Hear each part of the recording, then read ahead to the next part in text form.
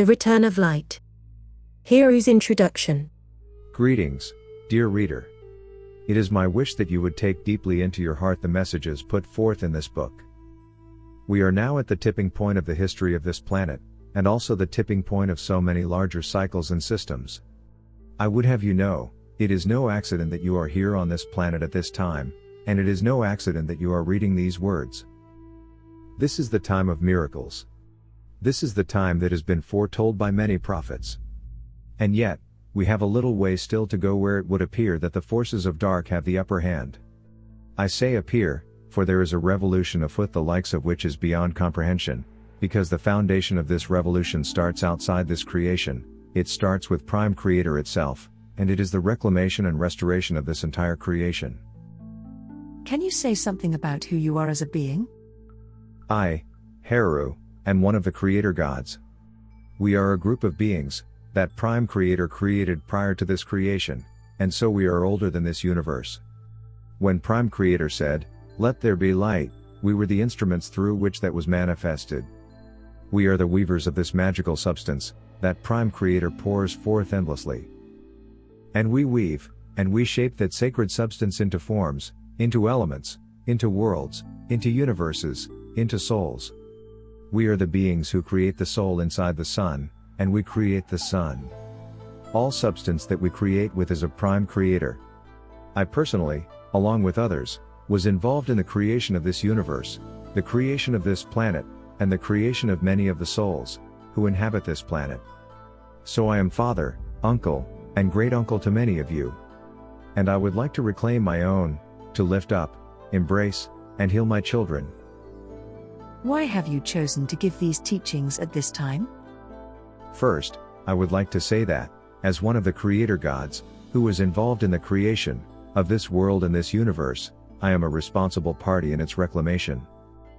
Even though I have not been very active on this planet for several thousand years, it is my intent to bring forward a perspective on this creation that does not currently exist on this planet, and in so doing, become reactivated in all aspects of the reclamation. As I do so, even all of the sweet Eye of Horus charms that exist throughout this world are being activated by my presence. So, I am truly returning to this planet, not just in dry text, but in actual presence. What would you like this book to accomplish? Hope, joy, self-healing, and the beginning of the accolades that will be heaped upon all of those that held to the light. I want the unvarnished truth to be revealed, so that full true healing can take place. This is not about putting band-aids on a tumor, but it is about restoration of true health. It is my wish to draw people to this material, and have it to be available as a teaching for many. Is there an urgency to get this material out quickly? Yes, there is. For with the advent of the light warriors, and the turning of the tide, there will be people still laboring under beliefs that were fostered by the dark, religious beliefs, philosophical beliefs, and self-image beliefs. As these are ripped away, they will need to have a foundation for understanding what is left. Therefore, both the teachings contained within this book, as well as the meditation techniques I offer, will give people a way to not despair, to not shatter, to not cling to falsehoods that would drag them down. You have spoken often of the corrupting nature of the forces of darkness. How do we and the readers of this book know that you are uncorrupted? How can we know that what you are speaking is the truth and that you are fully trustworthy? That is a most important question. And perhaps, there is truly no way to know, outside of what resonates within your heart. It is my hope, my intent, and my dedication, to make this as pure a teaching as possible. Perhaps it is not possible in this world to have any teaching that is 100% pure. But I know that I have done the best that I could. And those working with me, Alora, Karen, Marjorie, and Shakura, have all made great efforts to ensure that their integrity is intact at all times. Can I guarantee this? I cannot. Can I hope? Yes. Do I think that this will resonate in the depths of the purest part of the souls of the people who read it? I believe it will. In this book, you speak of the invasion of the dark and the great rescue that is upon us. Why has none of this information been available in any form until now? Until the recent advent of the omniversal energy, the forces of the dark were able to block access to the cellular memory within each individual. In doing so, access to the entire story was successfully suppressed. Heru, what would you wish to convey to humanity at this time? Beloved humans, I would have you know that many of you have come into this universe with missions of light and healing and hope. Because of the degraded nature of where this planet and this whole sector of creation are, most of these plans have not been fulfilled. Therefore, there is a deep frustration, anguish, pent-up creativity, and so on, that is very heart-wrenching to witness on my part. I know that for each of you to have had your highest dreams of giving service subverted and perverted and stopped has to be painful beyond words. And first, I want to say that the most important thing that all of you have done collectively and individually is to hold enough of the light, enough of the truth, and enough integrity, so that this world and this universe are salvageable and will be restored. That is a service above and beyond any of your individual dreams of service, and this is the most important thing that you have done. Though some of you may at this point be heartsick, weary, soul-fatigued, and damaged, you have been successful. You are the great heroes. There is no medal or commendation that could honor you enough. Please take this deep within your heart, that each and every one of you, who has held onto even a speck of the light, even a particle of integrity, have been victorious. The promise of restoration and restitution is at hand, and the time that you will actually be able to see this is very near. Some of what you will read in this book is a frank and unveiled look at the past of humankind on this planet. It may be somewhat disturbing for you to read this, but I want you to know that the only reason this stark truth is being allowed to come forward at this time is because of the certainty and the nearness of the dissolving of all that is of the dark. It is truly very close to us now, and even upon us. And as part of the healing, it is necessary for us to take a good strong look at where we have come from, and how close we have come to annihilation. Much of this was withheld until now, for the purpose of not driving people into despair, by the extent to which the dark energy had corrupted this creation. But now that we are at the turning of the tide, we can express to you simultaneously both the harsh danger we have all been in, and the rescue that is at hand. For you, dear reader, as you take into your heart the entirety of this picture, it will trigger very deep emotions for many, as it has for the people involved in bringing this book forward. For there has been much damage, and hardship and loss for so many of you. This will touch upon the very deepest buried memories that you carry within you, in your personal records, in your cellular DNA, in your bones. And it is stored in the very stones of this earth. As you walk upon her battered soil, you cannot help but pick up the anguish that is everywhere around you, including the many battlegrounds, some of them physical, some etheric, that were never healed. As these emotions surface, what I would recommend to you first and foremost is not to despair. For the great light has returned. And it will help you to feel that light within you, to feel it supporting you. Secondly, to practice self-forgiveness, for many have done acts that would never be in their true nature to do. Self-forgiveness is one of the first steps in healing. I would have you understand that in order for the healing to take place, it is necessary to some degree for each of you to look directly at how the dark has impacted your life, how it has distorted who you are.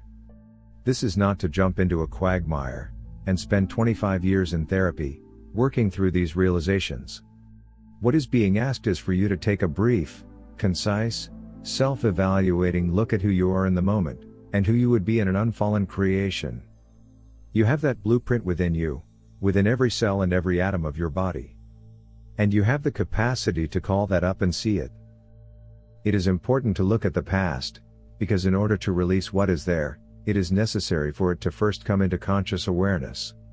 I would add that it is not necessary to relive every single cut and scrape and broken arm throughout the millennia. What is needed for each of you is to look at your current lives and the imbalances in them, the big stories, the big heartaches, the big frustrations, and to understand that they fit into the overall pattern that you have carried with you for many thousands or millions of years.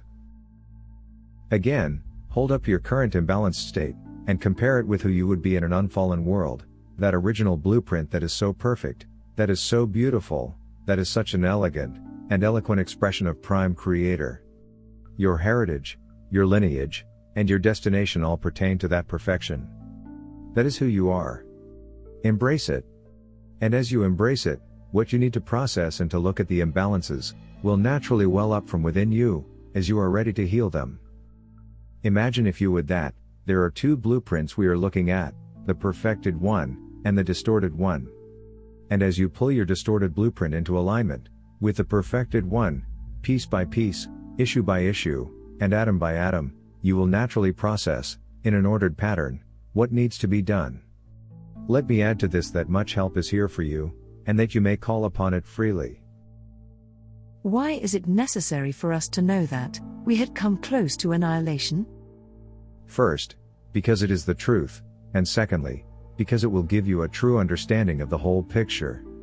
Embedded in many beliefs and philosophies on this world is the concept that the darkness is an illusion, that this is all Maya and a play of the gods, that this is the creator gods having sport.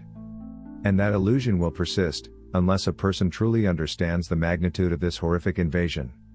As a result of living in a fallen world, each one of you will have, to some extent, compromised pieces of truth, pieces of the light, and pieces of yourself. Therefore, to hold on to that false belief is to still leave room for the dark to act within you. And this is part of the necessary identification of the dark, in order for it to be eradicated. Can you speak about the relevance of your 3 meditations to the rest of this material, and why they might be especially useful throughout this time? These meditations are tools. They are not a path, or a dogma, or a religion to follow. They are merely offered to you, as an assist at this time, to draw to you sufficient energy, to proceed through the coming earth changes, and to give you many creative opportunities, to process and manifest, what will bring you back into alignment. The third meditation technique is the heart of these meditations, and it may be used in an infinite variety of ways as needed. It can be simply a place of refuge and peace, nurturing and healing, or it can be used to manifest deep and powerful healings and transformations. It can also serve as a room within which to dialogue with many of the helpers who are here at this time. Heru, would you like to conclude this introduction with anything further for our readers? Beloved reader, I call you forth to stand in front of myself, and in front of Prime Creator, to hold forth your genuine heart, and receive within it my blessing, my love, my acknowledgement of your tribulations, and your ultimate triumph. I add that the same is extended from Prime Creator. I fill your heart with a golden transforming love that is the promise of full redemption, and I ask that you receive this, and let it grow. We will conclude this introduction with a few words from Durga, Sekhmet. Sekhmet, is there anything that you wish to convey to humanity at this time? Yes. I would like to convey the absolute and complete joy in my heart for the advent, and the return of the light, and the reclamation of all beings large and small, in this universe. And I would also extend my hand to any who read this, that I make myself available for help and protection. For this next little while may be somewhat trying, and sometimes a comforting hand in a dark corridor can make all the difference. I extend my hand to all. I also bring to you the message of hope beyond hope. It is certainty, it is really beyond words, to convey to you the incredible magnitude of the change that is at hand and very near. For those of you who are reading this, ask for help in any time of doubt and despair, to be given a vision of how close indeed we are to the point at which humans on this earth will be able to perceive that in reality, the great change is happening. And this great change is the blessed return of all light.